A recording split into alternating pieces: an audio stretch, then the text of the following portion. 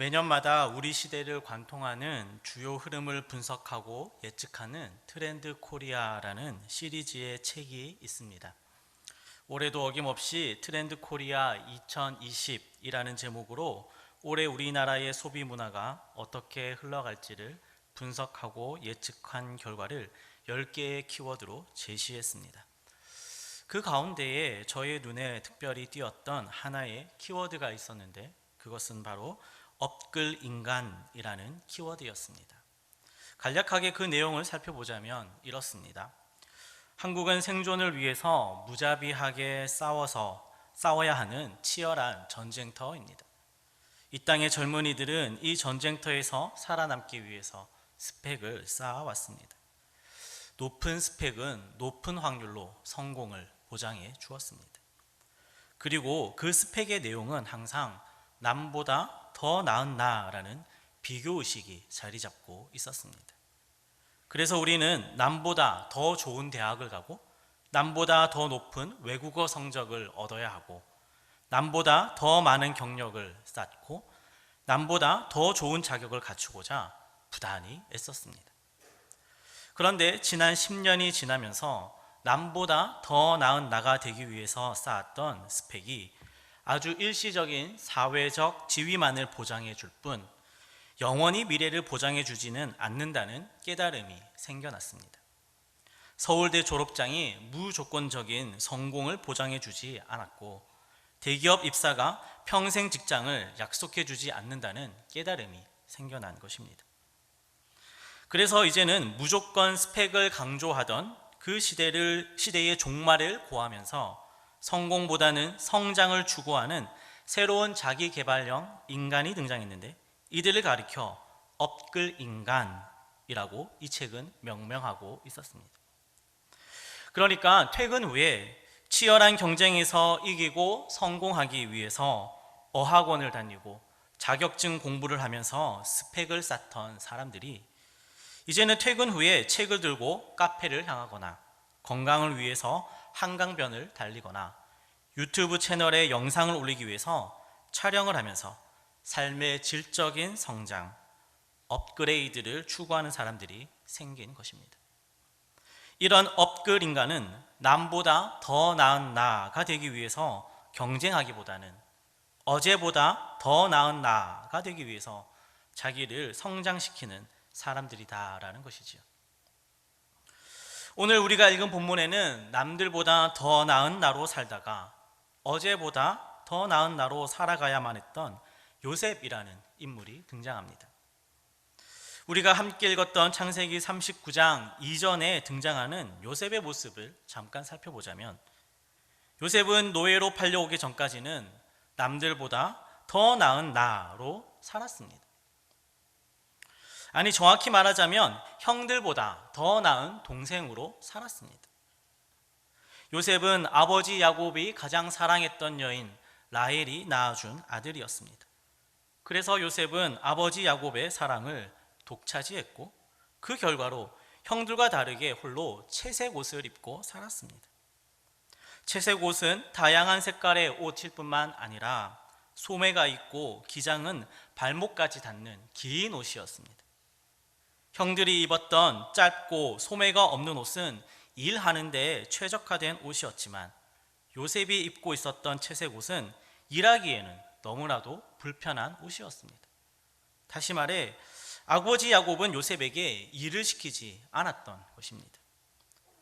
요셉은 그렇게 아버지 야곱의 집에서 아버지의 사랑을 독차지하고 홀로 일하지 않는 특권을 누리며 홀로 호의호식하면서 10명의 형들보다 더 나은 삶을 살고 있었습니다.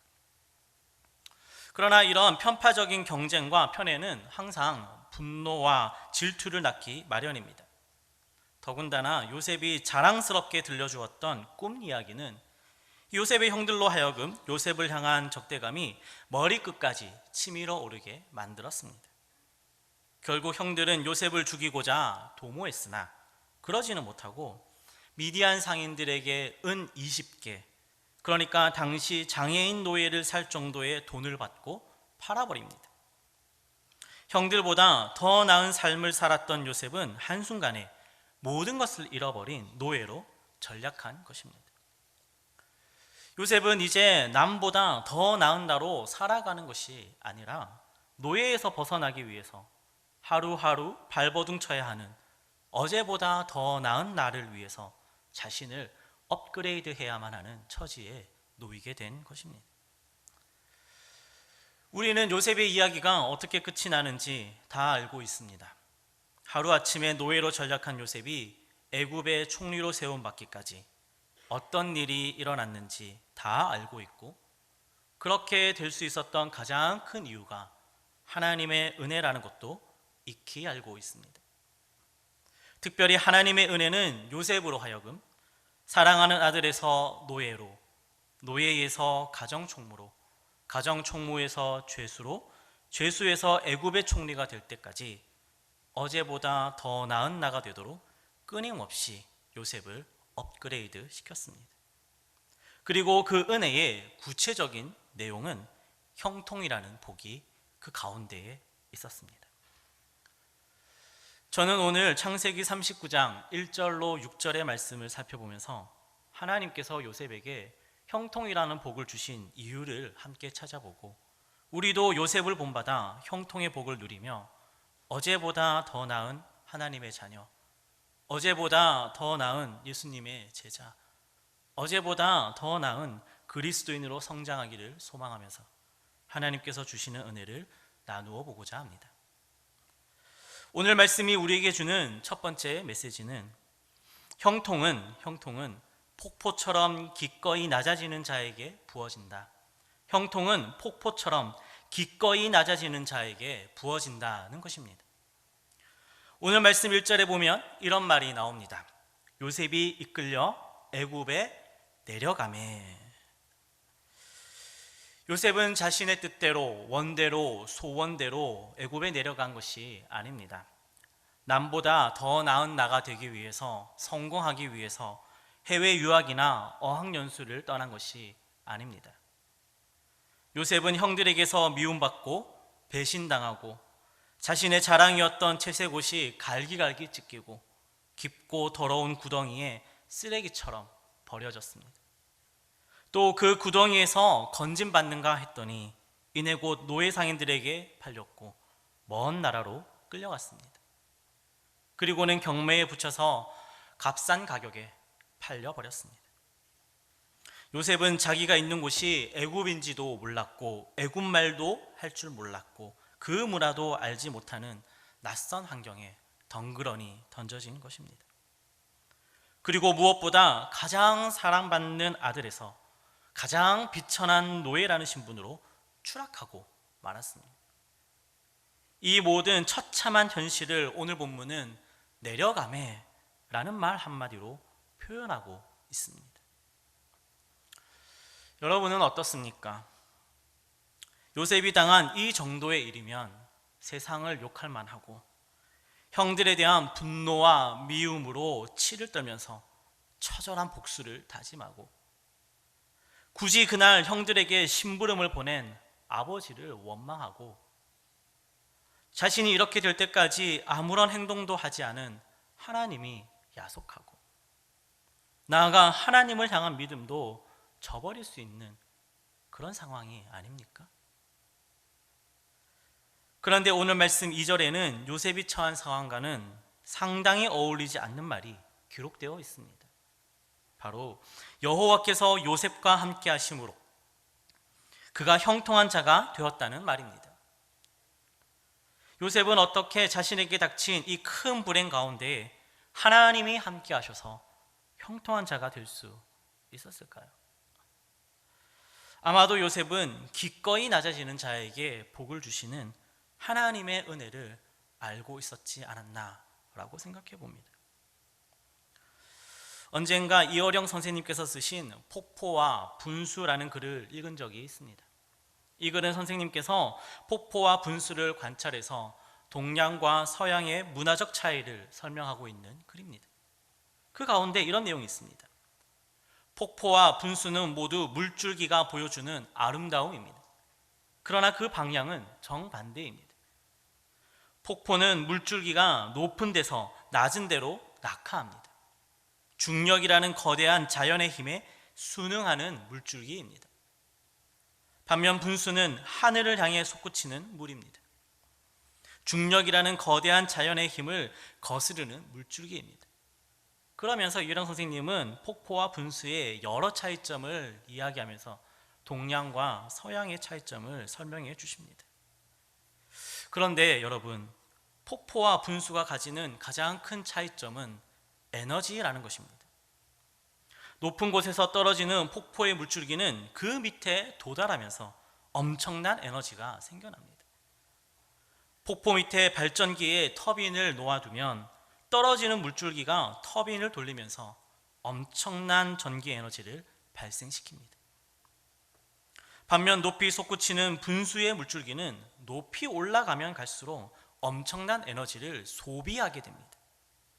물줄기를 높이 쏘아 올리기 위해서 많은 전기 모터를 쉴 새 없이 돌려야 하고 그 과정에서 많은 전기 에너지가 소비됩니다. 요약하자면 폭포는 창조 질서에 순응하는 하나님의 물줄기이기에 에너지를 생산해내지만 분수는 창조 질서에 거스르는 인간의 물줄기이기에 에너지를 소비할 수밖에 없다는 것입니다. 요셉은 구덩이에 떨어지고 노예로 팔려 애굽으로 내려오게 되었을 때 자신에게 허락하신 하나님의 간섭에 순응했습니다. 하나님께서 자신을 낮추시고 인생의 밑바닥으로 떨어뜨리실 때 거스르지 않고 있는 그대로 받아들였습니다. 우리가 잘 알다시피 요셉은 나중에 보디발의 부인의 유혹을 뿌리쳐서 옥에 갇히게 됩니다. 요셉은 그때도 더 낮아지는 것을 순순히 받아들입니다. 요셉은 기꺼이 낮아지는 자에게 부어지는 하나님의 형통과 은혜를 알고 있었기 때문입니다. 사랑하는 여러분, 우리 예수님은 기꺼이 낮아지시는 분이셨습니다. 예수님은 하나님의 본체이지만 그분은 인간이 되셨습니다. 저 하늘 보좌를 버리고 이 땅의 말구유에 내려오셨습니다. 왕이었지만 종이 되셨고 무죄한 의인이었으나 온 인류의 죄를 짊어진 죄인이 되어서 십자가에 달려 죽으셨습니다. 그렇게 예수님은 하나님의 구원의 계획대로 그 섭리대로 그 뜻대로 순응하여 하늘에서 이 땅까지 그리고 이 땅에서 음부까지 기꺼이 내려가셨습니다. 그 떨어지는 낙차가 얼마나 큰지 예수님의 낮아지심은 온 인류의 죄를 감당하기에 충분할 만큼 죄사함의 은혜와 구원의 은혜를 만들어낸 것입니다. 사랑하는 여러분, 내 힘으로 높이 솟구치려 하면 내 모든 에너지 소비하고 내 모든 은혜 다 까먹을 뿐입니다. 혹시 이곳에 하나님을 등에 업고 성공하려는 분 계십니까? 그러지 마십시오. 하나님은 성장시키고자 하는 자를 가장 먼저 낮추십니다. 그리고 기꺼이 낮아지는 자에게 함께 하시고 형통하게 하셔서 하나님의 뜻대로 쓰임받게 하십니다. 바라옵기는 오늘 여기에 모인 우리 모두는 요셉과 또 예수님을 본받아 내가 선 자리에서 기꺼이 낮아져 하나님이 주시는 형통의 복을 누리는 하나님의 자녀 될 수 있기를 우리 주 예수 그리스도의 이름으로 축복합니다. 오늘 말씀이 우리에게 주는 두 번째 메시지는 형통은 나비처럼 즐거이 빙 돌아가는 자에게 주어진다. 형통은 나비처럼 즐거이 빙 돌아가는 자에게 주어진다는 것입니다. 오늘 말씀 1절은 이렇게 기록하고 있습니다. 요셉이 이끌려 애굽에 내려가매 바로의 신하 친위대장 애굽 사람 보디발이 그를 그리로 데려간 이스마엘 사람의 손에서 요셉을 사니라. 여러분 곰곰이 한번 생각해 보십시오. 왜 바로의 신하 보디발의 집입니까? 요셉은 꿈을 꾸었던 사람입니다.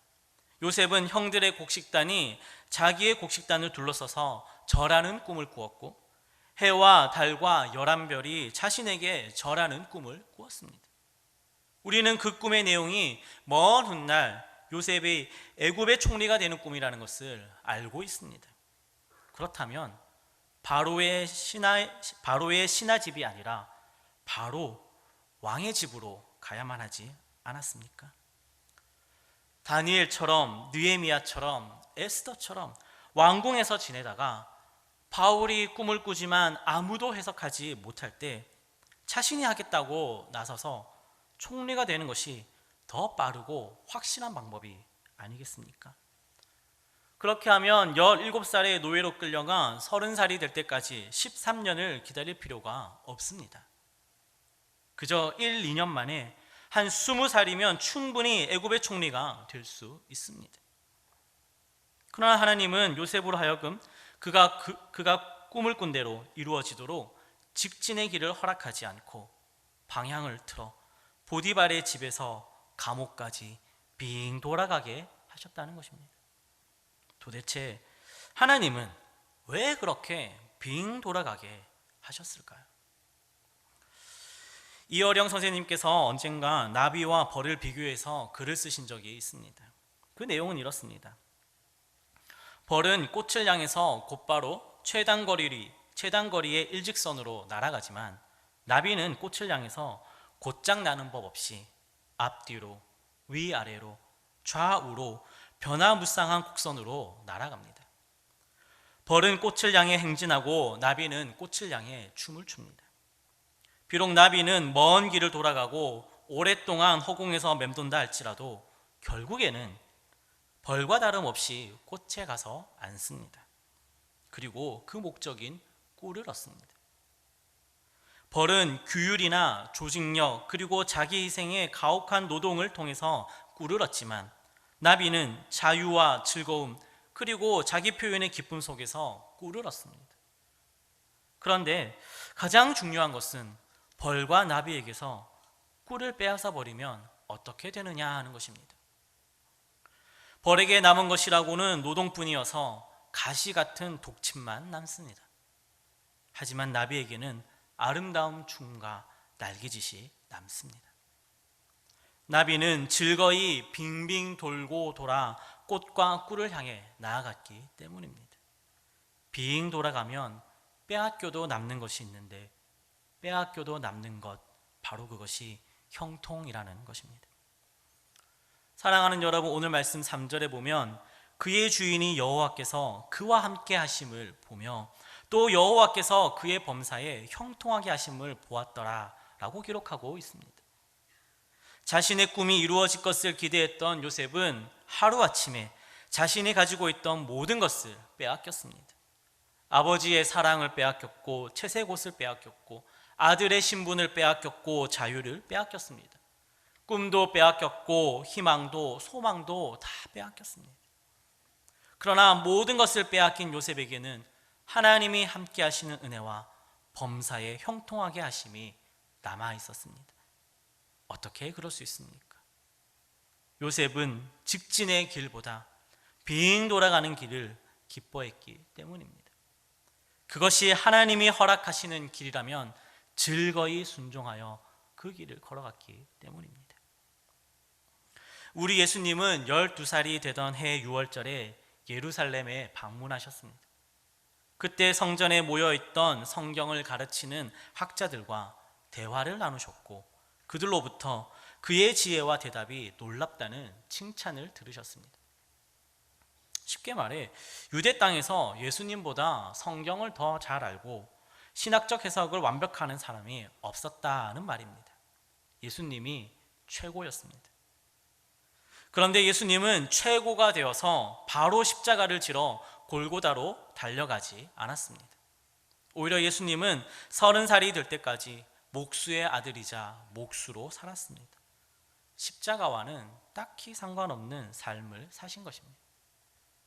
공생의 기간에도 유대와 갈릴리 그리고 나아가 사마리아와 이방 땅까지 빙 둘러 그렇게 먼 길을 돌고 돌아 예루살렘에 입성하셨고 그제서야 십자가를 지셨습니다.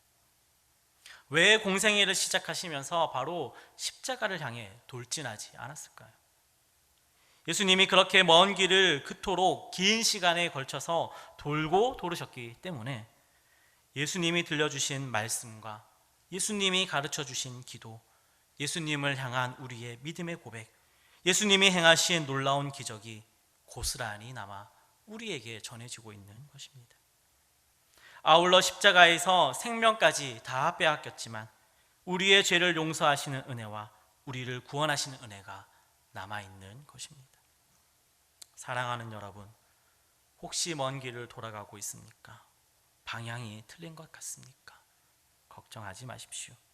우리가 가는 그 길이 비록 멀리 빙 돌아간다 할지라도, 그리고 때로는 우리의 모든 것을 빼앗긴다 할지라도 하나님이 우리와 함께 계신다면 형통할 수 있고 반드시 믿음의 열매가 남게 되어 있습니다. 그 믿음을 가지고 즐거이 빙 돌아가는 하나님의 자녀가 되기를 우리 주 예수 그리스도의 이름으로 축복합니다. 오늘 말씀이 우리에게 주는 세 번째 메시지는 형통은 바늘처럼 단단하게 꿰매는 자에게 주어진다. 형통은 바늘처럼 단단하게 꿰매는 자에게 주어진다는 것입니다.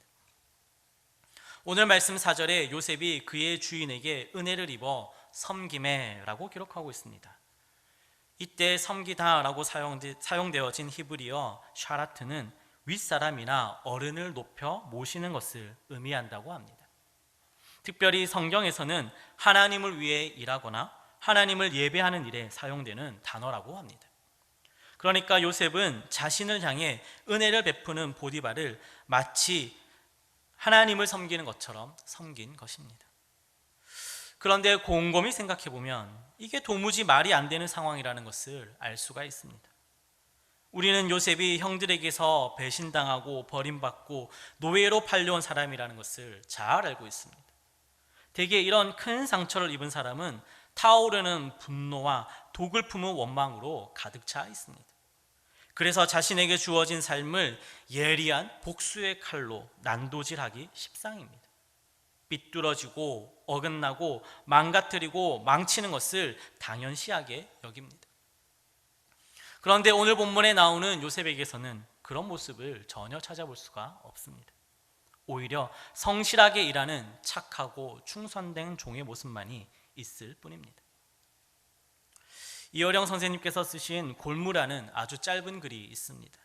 그 글에 보면 인간이 강철로 만든 것 중에 가장 상징적으로 대비되는 것이 바로 칼과 바늘이라고 합니다. 칼은 자르고 토막을 내지만 바늘은 꿰매어 결합시킵니다. 칼은 생명을 죽이기 위해 있지만 바늘은 생명을 감싸기 위해 있습니다. 또 칼은 투쟁과 정복을 위해 싸움터인 벌판으로 나가자고 하지만 바늘은 낡은 것을 깁고 새 옷을 마련하기 위해서 깊숙한 규방으로 들어가자고 합니다. 이 글을 읽으면서 곰곰이 생각해 보니 바늘이 지나간 자리가 너무나도 은혜로운 자리라는 것을 깨닫게 되었습니다. 바늘이 지나가면 헤어진 옷이 꿰매지고 떨어진 단추가 달려서 옷 맵시가 살아납니다. 또 바늘이 지나간 자리에는 아름다운 수가 놓여져 꽃이 피고 나비가 날고 열매가 맺힙니다. 바늘이 지나간 자리에는 남은 천조각들이 모이고 모여 베개가 되고 가방이 되고 방석이 됩니다. 또 바늘이 지나간 자리에는 우리 어머니들이 아이들을 재워놓고 그리움을 달래고 외로움을 달래고 슬픔을 달랜 흔적들이 남아 있습니다. 바늘이 지나가면 항상 그렇게 무언가 열매가 맺혀 있고 낡은 것이 새로워져 있고 쓸모없이 보인 것이 유용하게 변해 있습니다. 그리고 삶의 고난도 이겨내는 힘이 있습니다. 왜 그렇습니까? 바늘은 단단히 꿰매는 도구이기 때문입니다. 오늘 말씀 5절에도 보니까 보디발이 요셉에게 자기 집과 모든 소유물을 맡긴 후부터 하나님이 보디발의 집안 구석구석에 복을 내려주셨다고 기록하고 있습니다. 어떻게 이런 일이 일어날 수 있습니까? 요셉은 자신의 상처를 예리한 칼로 삼아 주인 보디발의 마음을 난도질하고 보디발의 집안 사람들과의 관계를 파괴시키고 보디발의 재산을 탕진하는 사람이 아니라 그 상처를 이기고 보디발을 하나님처럼 섬기고 집안 사람들과의 관계를 화목하게 만들고 보디발의 재산을 불려나가는 사람이었기 때문입니다. 바늘과 같이 연약한 사람이었지만 보디발의 집의 모든 것을 단단하게 꿰매는 일을 하나님을 섬기듯이 행했기 때문입니다.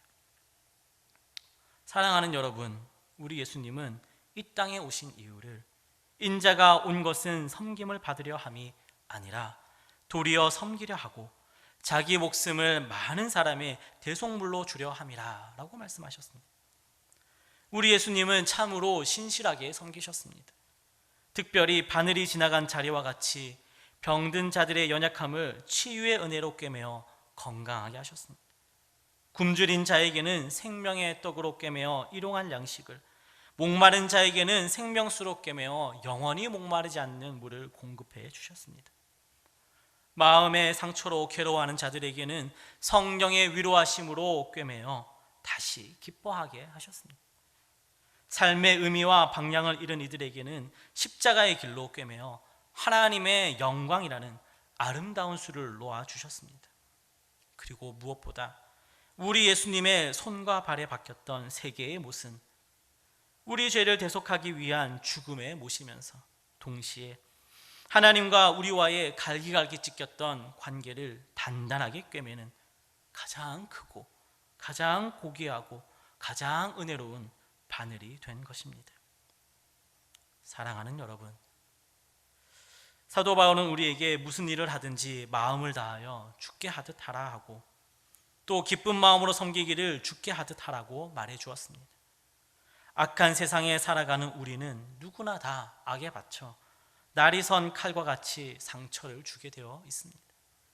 그러나 우리 그리스도인들은 비록 연약하고 보잘것없이 보인다 할지라도 바늘이 되어서 하나님을 향한 믿음을 꿰매고 사람들과의 관계를 꿰매고 삶의 자리에서 일과 신앙을 꿰매는 그러한 일을 감당해야만 합니다. 그리고 그런 자에게 하나님은 형통의 열매를 맺게 하여 주십니다. 오늘 그런 믿음을 가지고 여기에 모인 우리 모두는 바늘과 같이 단단하게 꿰매는 사역에 충성되이 헌신하는 하나님의 자녀가 될 수 있기를 우리 주 예수 그리스도의 이름으로 축복합니다. 말씀을 맺겠습니다. 오늘 말씀의 제목은 오늘 신문은 내일 신문지가 된다입니다. 오늘 신문은 그 안에 담긴 내용, 곧 최신 뉴스와 정보가 중요합니다. 그것이 신문의 가치를 보여줍니다. 그러나 내일이 되면 그 신문에 담겼던 최신 소식과 정보는 낡은 것이 됩니다. 사람들은 하루 지난 신문의 내용을 그다지 궁금해하지 않습니다. 그래서 오늘 신문은 내일이 되면 그저 종이 조각의 신문지가 될 뿐입니다.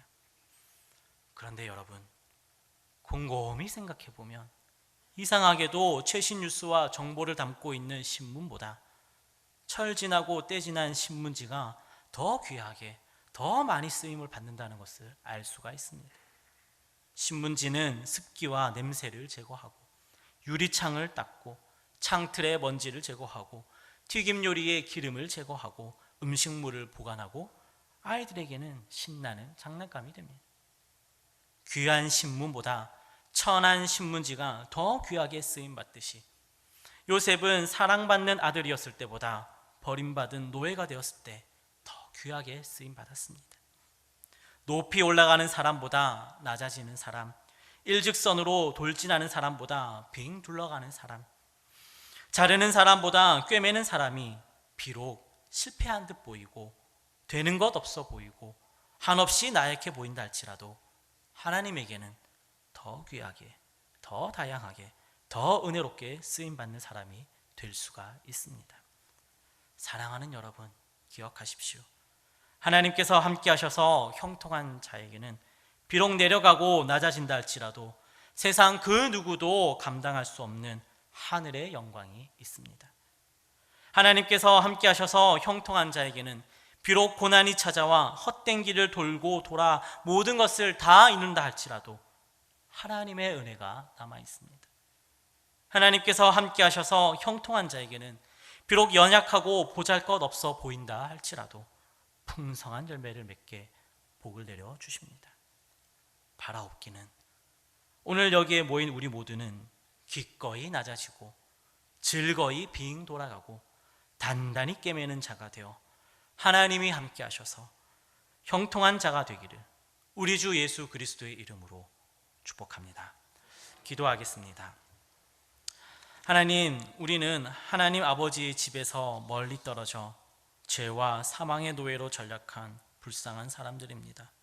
그러나 우리 안에 하나님을 향한 믿음과 예수 그리스도의 이름의 능력과 성령의 기름 부으심이 있으니 이 땅에서 사는 동안 삼위일체 하나님이 함께 하시고 무한한 형통의 복을 허락하여 주시옵소서.